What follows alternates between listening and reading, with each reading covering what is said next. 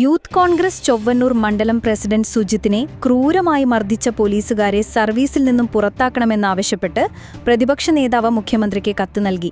ഇപ്പോഴത്തെ ഡിഐജിയും പ്രതികളെ രക്ഷിക്കുന്ന നിലപാടാണ് സ്വീകരിക്കുന്നതെന്നും കത്തിൽ സതീശൻ ചൂണ്ടിക്കാട്ടി. യൂത്ത് കോൺഗ്രസ് ചൊവ്വന്നൂർ മണ്ഡലം പ്രസിഡന്റ് സുജിത്തിനെ പോലീസ് ക്രൂരമായി മർദ്ദിക്കുന്ന, മനസാക്ഷിയെ ഞെട്ടിക്കുന്ന ദൃശ്യമാണ് പുറത്തുവന്നിരിക്കുന്നത്.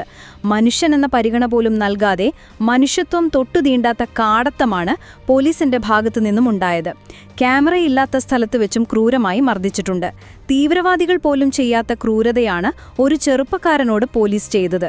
ഇവരുടെ പ്രവൃത്തി പോലീസ് സേനയ്ക്ക് മാത്രമല്ല, കേരള സമൂഹത്തിന് തന്നെ നാണക്കേടുണ്ടാക്കിയിരിക്കുകയാണ്. കസ്റ്റഡി മർദ്ദനം മനുഷ്യാവകാശ ലംഘനമാണെന്ന വിവിധ കേസുകളിൽ സുപ്രീം കോടതി പ്രസ്താവിച്ചിട്ടുണ്ട്. വി.ഡി. സതീശൻ ചൂണ്ടിക്കാട്ടി.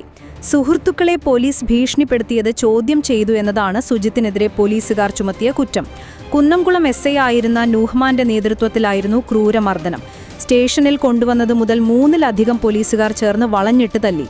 കുനിച്ചു നിർത്തി പുറത്തും മുഖത്തും മർദ്ദിച്ചു. സുജിത്തിന്റെ കേൾവിശക്തി നഷ്ടമായി.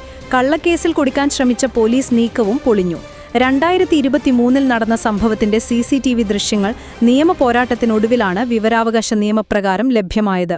പ്രതികളെ രക്ഷിക്കുന്ന നടപടിയാണ് പോലീസിന്റെ ഭാഗത്തുനിന്നും തുടക്കം മുതലുണ്ടായത്. മർദ്ദനത്തിന് നേതൃത്വം നൽകിയ 5 ഉദ്യോഗസ്ഥർ പ്രതിപട്ടികയിൽ പോലുമില്ല. പ്രതികളെ രക്ഷിക്കാൻ മുകളിൽ നിന്നും ശ്രമമുണ്ടായി. ക്രൈം ഡിറ്റാച്ച്മെന്റ് ACPയുടെ റിപ്പോർട്ട് പൂഴ്ത്തിയാണ് പ്രതികളെ സംരക്ഷിച്ചത്. ഇപ്പോഴത്തെ DIGയും പ്രതികളെ രക്ഷിക്കുന്ന നിലപാടാണ് സ്വീകരിക്കുന്നത്. വിവരാവകാശ നിയമപ്രകാരം ഈ ദൃശ്യങ്ങൾ കിട്ടിയില്ലായിരുന്നുവെങ്കിൽ ഇത്രയും വലിയൊരു ക്രൂരത പുറത്തറിയില്ലായിരുന്നു.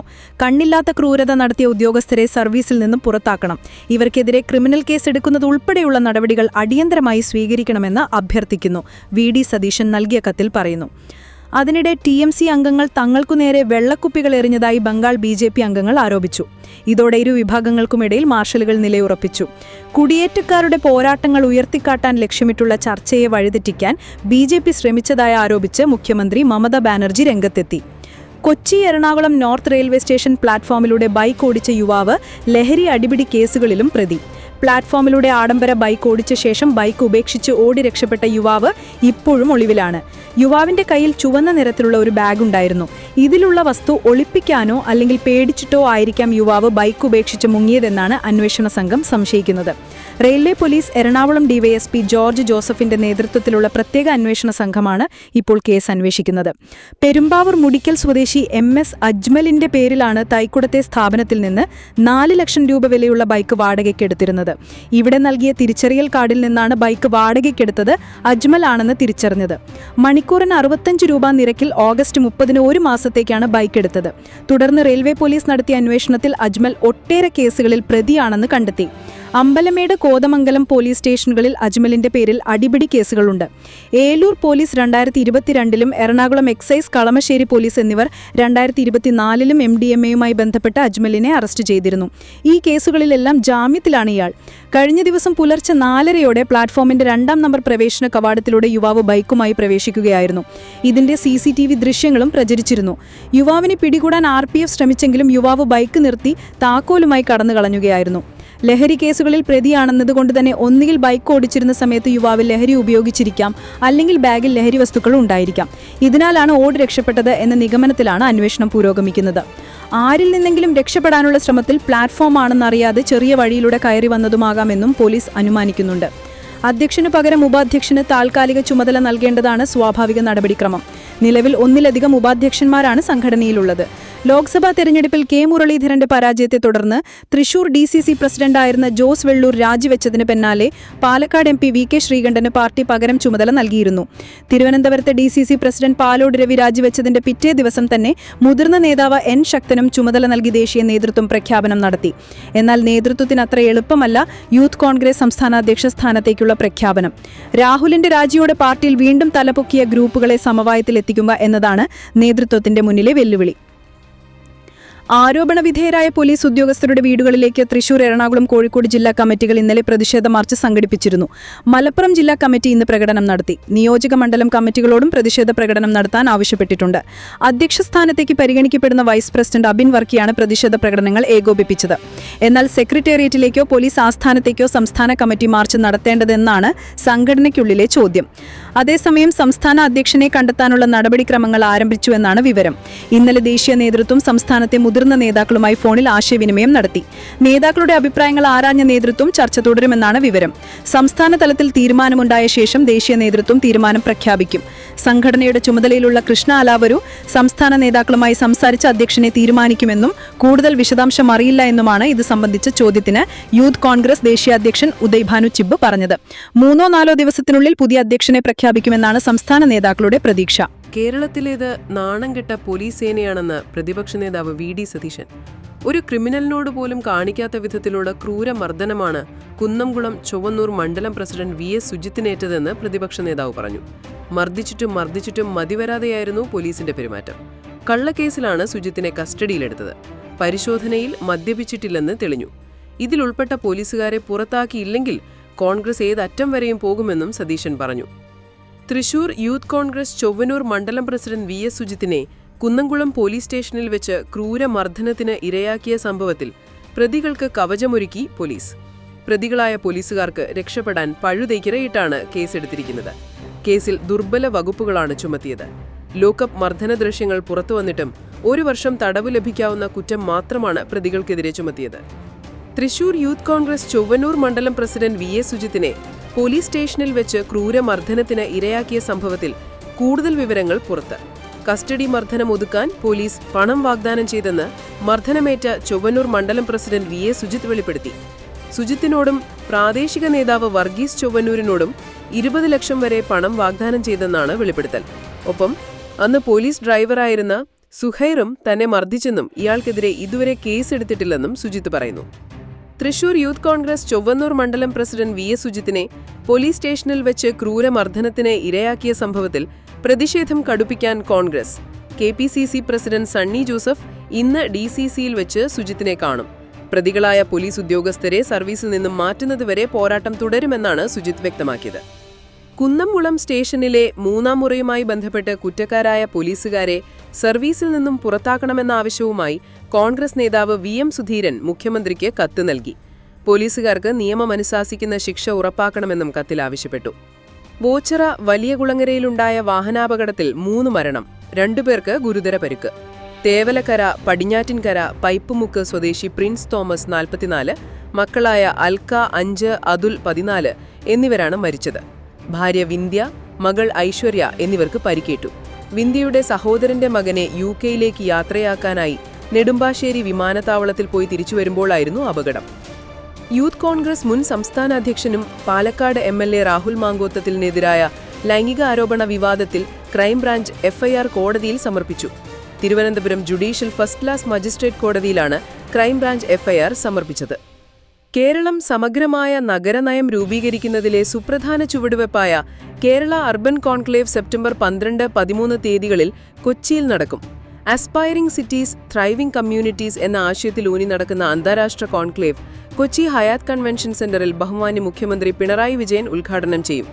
കോൺക്ലേവിനോടനുബന്ധിച്ച് കേരളത്തിന്റെ നഗരവൽക്കരണത്തെ സമഗ്രമായി അവതരിപ്പിക്കുന്ന വിപുലമായ പ്രദർശനം സെപ്റ്റംബർ 11 മുതൽ 15 വരെ മറൈൻ ഡ്രൈവിൽ നടക്കും എന്ന് മന്ത്രി MB രാജേഷ് അറിയിച്ചു.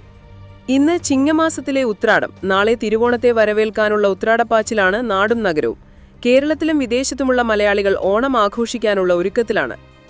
ഓണത്തിരക്ക് പ്രമാണിച്ച് താമരശ്ശേരി ചുരത്തിൽ നിയന്ത്രണം ഏർപ്പെടുത്തി പോലീസ്. ചുരത്തിൽ വാഹനങ്ങൾ പാർക്ക് ചെയ്യരുതെന്നും വ്യൂ പോയിന്റിൽ കൂട്ടം കൂടി നിൽക്കരുതെന്നും പോലീസ് സന്ദർശകർക്ക് കർശന നിർദ്ദേശം നൽകിയിട്ടുണ്ട്. കഴിഞ്ഞ ദിവസം താമരശ്ശേരി ചുരത്തിൽ മണ്ണിടിച്ചിലുണ്ടായതിനെ തുടർന്ന് ഗതാഗത തടസ്സം നേരിട്ടിരുന്നു. തുടർന്ന് വാഹനങ്ങൾക്ക് നിയന്ത്രണം ഏർപ്പെടുത്തിയിരുന്നു. നെല്ല് സംഭരണ പദ്ധതി പ്രകാരം കേരളത്തിലെ കർഷകരിൽ നിന്നും സംഭരിച്ച നെല്ലിന്റെ വില പൂർണ്ണമായും കൊടുത്തു തീർക്കാൻ അടിയന്തര നടപടി സ്വീകരിക്കുമെന്ന് ഭക്ഷ്യ പൊതുവിതരണ വകുപ്പ് മന്ത്രി GR അനിൽ അറിയിച്ചു.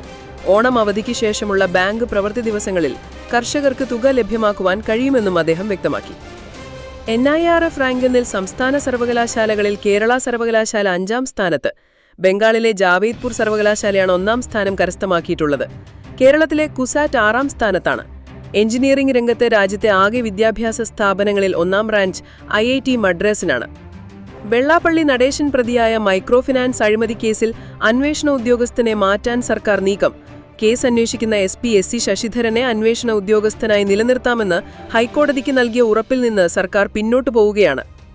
സംസ്ഥാനത്തെ സ്കൂളുകൾക്ക് വീണ്ടും പരിഷ്കരണ നിർദ്ദേശവുമായി വിദ്യാഭ്യാസ മന്ത്രി V. ശിവൻകുട്ടി. അടുത്ത അധ്യയന വർഷം ക്ലാസ്സിൽ ഹാജരെടുക്കുമ്പോൾ ആദ്യം പെൺകുട്ടികളുടെ പേര് വിളിക്കണം. പുതിയ പരിഷ്കാരം സംബന്ധിച്ച നിർദ്ദേശങ്ങൾ സ്വീകരിക്കുന്നതായി മന്ത്രി പറഞ്ഞു. ഉത്രാട ദിനത്തിൽ സംപ്രേഷണം ചെയ്യുന്ന ശിവൻകുട്ടിയും കുട്ടിയോളും എന്ന പരിപാടിയിലായിരുന്നു പുതിയ നിർദ്ദേശത്തെക്കുറിച്ച് മന്ത്രി വ്യക്തമാക്കിയത്. കണ്ണൂരിൽ CPM നേതൃത്വത്തിലുള്ള എടക്കാട് സിറ്റി മത്സ്യത്തൊഴിലാളി സഹകരണ സംഘത്തിൽ നടന്ന കോടികളുടെ തട്ടിപ്പിന്റെ വിവരങ്ങൾ പുറത്തുവന്ന മാസങ്ങളായിട്ടും തട്ടിപ്പിനിരയായവർക്ക് പണം തിരികെ നൽകാനോ തൊഴിലാളികളുടെ പ്രതിസന്ധിക്ക് പരിഹാരം കാണാനോ നടപടിയില്ല. സെക്രട്ടറിയും ഭരണസമിതി അംഗങ്ങളും വ്യാജ വായ്പകളെടുത്തും സർക്കാർ ഫണ്ടിൽ തിരിമറി നടത്തിയും കോടികളുടെ തട്ടിപ്പാണുക എന്നാണ് fisheries assistant registrar report. GST ഇളവിന്റെ ഗുണം എല്ലാവർക്കും ലഭിക്കണമെന്നാണ് ധനമന്ത്രി KN ബാലഗോപാൽ. സാധാരണക്കാർക്ക് പ്രയോജനം ലഭിക്കണമെന്നും കമ്പനികൾ വില കൂട്ടരുതെന്നും സർക്കാർ നിരീക്ഷിക്കുമെന്നും ധനമന്ത്രി പറഞ്ഞു. ലോട്ടറി നികുതി 40% തിരിച്ചടിയായെന്നും ധനമന്ത്രി കൂട്ടിച്ചേർത്തു.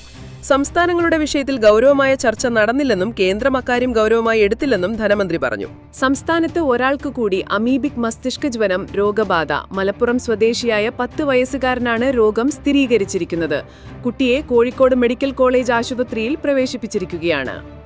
യമനിൽ ജയിലിൽ കഴിയുന്ന മലയാളി നഴ്സ് നിമിഷപ്രിയയുടെ മോചനവുമായി ബന്ധപ്പെട്ട് പ്രതികരണവുമായി ചാണ്ടി ഉമ്മൻ MLA. നിമിഷപ്രിയയുടെ മോചനത്തിനായി യമനിലേക്ക് ഒരു സംഘം പോയിട്ടുണ്ടെന്ന് ചാണ്ടി ഉമ്മൻ പറഞ്ഞു. ശുഭകരമായ വാർത്ത പ്രതീക്ഷിക്കുന്നുവെന്നും ചാണ്ടി ഉമ്മൻ മാധ്യമങ്ങളോട് പ്രതികരിച്ചു. പോലീസ് സ്റ്റേഷനുകളിൽ CCTVയുടെ അഭാവവും പ്രവർത്തനരഹിതവും ചൂണ്ടിക്കാട്ടിയുള്ള റിപ്പോർട്ടുകളിൽ ഇടപെടലുമായി സുപ്രീം കോടതി. ഇത് സംബന്ധിച്ച് കോടതി സ്വമേധയാ കേസെടുത്തു. 2020 പോലീസ് സ്റ്റേഷനുകളിൽ CCTVകൾ സ്ഥാപിക്കുന്നത് സുപ്രീം കോടതി നിർബന്ധമാക്കിയിരുന്നു. 2 മലയാളികളടക്കം അന്താരാഷ്ട്ര ലഹരിക്കടത്ത് സംഘം പിടിയിൽ. ദില്ലി പോലീസ് ക്രൈംബ്രാഞ്ചാണ് മലയാളികളടക്കം 6 പേരെ പിടികൂടിയത്. പാലക്കാട് സ്വദേശി സുജിൻ, കണ്ണൂർ സ്വദേശി സുഹൈൽ എന്നിവരാണ് അറസ്റ്റിലായ മലയാളികൾ. അറസ്റ്റിലായവരിൽ നൈജീരിയൻ സ്വദേശികളും ഉൾപ്പെടുന്നു.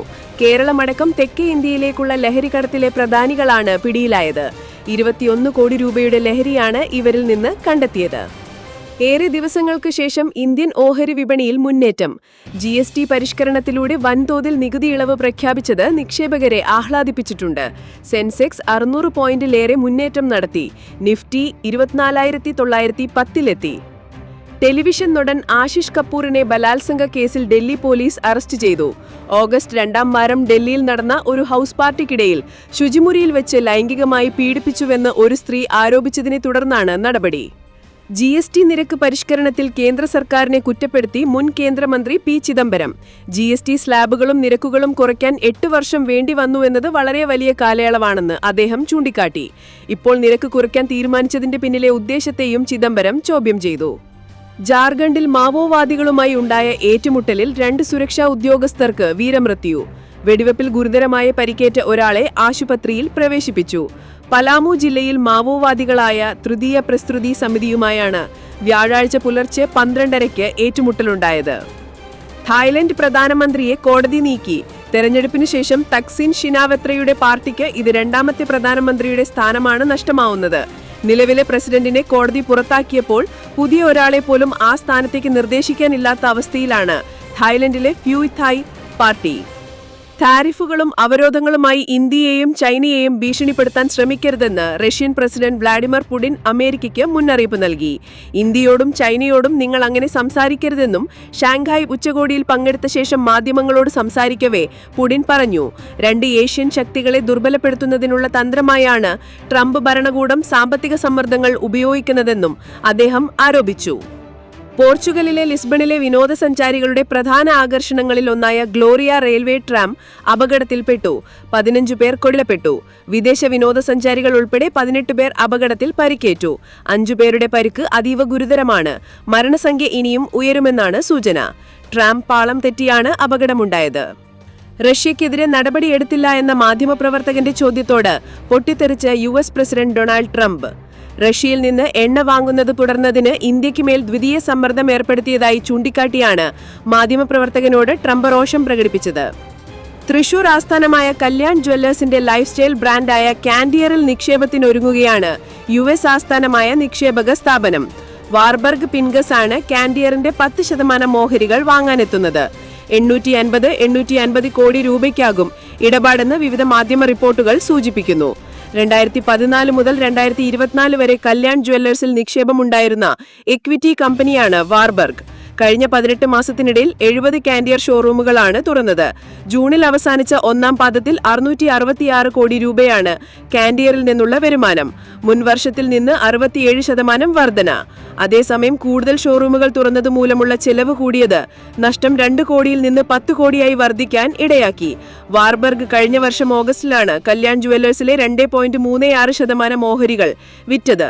പ്രൊമോട്ടറായ TS കല്യാൺ രാമനാണ് ഈ ഓഹരികൾ സ്വന്തമാക്കിയത്. 2014 1200 കോടിയും 2017 500 കോടി രൂപയും വാർബർഗ് കല്യാൺ ജുവല്ലേഴ്സിൽ നിക്ഷേപിച്ചിരുന്നു. സ്വകാര്യത ലംഘനത്തിൽ ഗൂഗിളിന് $425 മില്യൺ പിഴയിട്ട് കോടതി.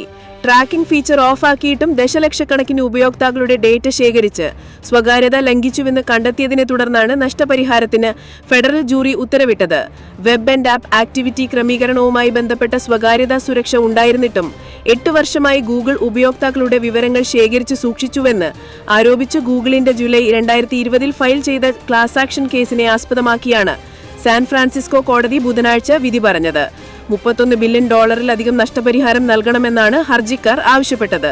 3 സ്വകാര്യതാ അവകാശങ്ങളിൽ 2ലും ഗൂഗിളിന് ഉത്തരവാദിത്തമുണ്ട് എന്ന് കോടതികൾ കണ്ടെത്തിയെങ്കിലും കമ്പനി ദുരുദ്ദേശത്തോടെ പ്രവർത്തിച്ചിട്ടില്ല എന്നും കോടതി പറഞ്ഞു. തന്റെ ആദ്യത്തെ ഫെറാറി സ്വന്തമാക്കി ഫഹദ് ഫാസിൽ. ഫെറാറി പുരോസാംഗ്വെ SUV ആണ് ഫഫയുടെ പുതിയ കൂട്ടാളി. ഇറ്റാലിയൻ സൂപ്പർ കാർ നിർമ്മാതാക്കളുടെ നിരയിലെ ആദ്യത്തേതും നിലവിൽ വിൽപ്പനയ്ക്കെത്തുന്ന ഒരേയൊരു SUV ആണ് ഫെറാറി പുരോസാംഗ്വെ. കേരളത്തിലെ ആദ്യത്തെ ഫെറാറി SUV മോഡൽ എന്ന സവിശേഷതയും അദ്ദേഹത്തിന്റെ പുരോസാംഗ്വയുടെ കൂടുതൽ സ്പെഷ്യലാക്കുന്നു. തിളങ്ങുന്ന തൂവെള്ള നിറത്തിലുള്ള ബിയാങ്കോ സെർവീനോയുടെ ക്ലാസിക് ഷെയ്ഡാണ് ഫഹദ് ഫാസിൽ തന്റെ SUVക്കായി തെരഞ്ഞെടുത്തത്. ഫെറാറി ഈ ഫാമിലി SUVയിൽ നൽകിയിരിക്കുന്നത് 6.5 ലിറ്റർ പെട്രോൾ എഞ്ചിനാണ്. ഈ യൂണിറ്റ് 715 bhp പവറും 716 Nm പീക്ക് ടോർക്കും ഉൽപ്പാദിപ്പിക്കാൻ പ്രാപ്തിയാണ്. ലാംബോർഗിനി ഉരസ്, ആസ്റ്റൺ മാർട്ടിൻ DBXയുടെയും ഇല്ലെന്ന് വെല്ലുവിളിക്കാനാണ് ഫെറാറി പുരോസാംഗ്വെ പുറത്തിറക്കിയത്. ഇതിന് മറ്റു കസ്റ്റമൈസേഷൻ ഓപ്ഷനുകളും ഒന്നുമില്ലാതെ 10 കോടി രൂപ എക്സ് ഷോറൂം വിലയുണ്ട്. ഓൺ റോഡ് വില 12 കോടിയും. ഫഹദ് ഫാസിൽ നിരവധി കസ്റ്റമൈസേഷൻ ഓപ്ഷനുകൾ തിരഞ്ഞെടുത്തതിനാൽ വില അല്പം കൂടുതലായിരിക്കുമെന്ന കാര്യത്തിൽ സംശയമില്ല. തിരുവോണത്തിന് തൂഷനിലയിൽ വിഭവസമൃദ്ധമായ സദ്യ തന്നെ കഴിക്കണം. വാഴയിലയിൽ കഴിക്കുന്നതിന് നിരവധി ആരോഗ്യ ഗുണങ്ങളുണ്ട്. വാഴയിലയിൽ കഴിക്കുന്ന ചോറിന് ഒരു പ്രത്യേക രുചിയാണ്. അത് യാദൃച്ഛികമല്ല. വാഴയിലയുടെ പുറമെയുള്ള നാച്ചുറൽ വാക്സ് കോട്ടാണ് കാരണം. ചൂട് ചോറ് വാഴയിലയിൽ വിളമ്പുമ്പോൾ ഈ വാക്സ് കോട്ടും ഉരുകും. ഇത് ചോറിന് രുചിയും മണവും കൂട്ടും. കൂടാതെ ഇവയിൽ അടങ്ങിയിരിക്കുന്ന പോളിഫിനോൾ മികച്ച ഒരു ആന്റി ഓക്സിഡന്റ് ആണ്. ഇത് പോഷകമൂല്യം വർദ്ധിപ്പിക്കും. വാഴയിലയ്ക്ക് ആന്റി ബാക്ടീരിയൽ ഗുണങ്ങളുണ്ട്. നല്ല ചൂട് ചോറ് വാഴയിലയിൽ പകരുമ്പോൾ ആ ചൂട് വാഴയിലയിലെ ആന്റി ബാക്ടീരിയൽ സംയുക്തങ്ങളെ സജീവമാക്കുകയും ഇത് ഭക്ഷണത്തിലെ ദോഷകരമായ ബാക്ടീരിയകളെ നശിപ്പിക്കുകയും ചെയ്യുന്നു. മാത്രമല്ല, പ്ലാസ്റ്റിക് പോലുള്ളവ പരിസ്ഥിതിക്ക് വലിയ തോതിൽ ദോഷമുണ്ടാക്കുമ്പോൾ വാഴയില തികച്ചും പരിസ്ഥിതിക്ക് അനുയോജ്യമാണെന്നും ഓർക്കണം. ചൂടിനെ പ്രതിരോധിക്കാനും വാഴയിലയാണ് ബെസ്റ്റ്. എത്ര ചൂടുള്ള ഭക്ഷണം വാഴയിലയിൽ വിളമ്പിയാലും അവ സുരക്ഷിതമായിരിക്കും. എന്നാൽ പ്ലാസ്റ്റിക് പാത്രങ്ങളിൽ ചൂട് തട്ടിയാൽ അവ ഉരുകാനും കെമിക്കലുകൾ ഉൽപ്പാദിപ്പിക്കാനും കാരണമാകും. ഇത് ഭക്ഷണത്തിലൂടെ നമ്മുടെ ആരോഗ്യത്തെയും ദോഷകരമായി ബാധിക്കാം.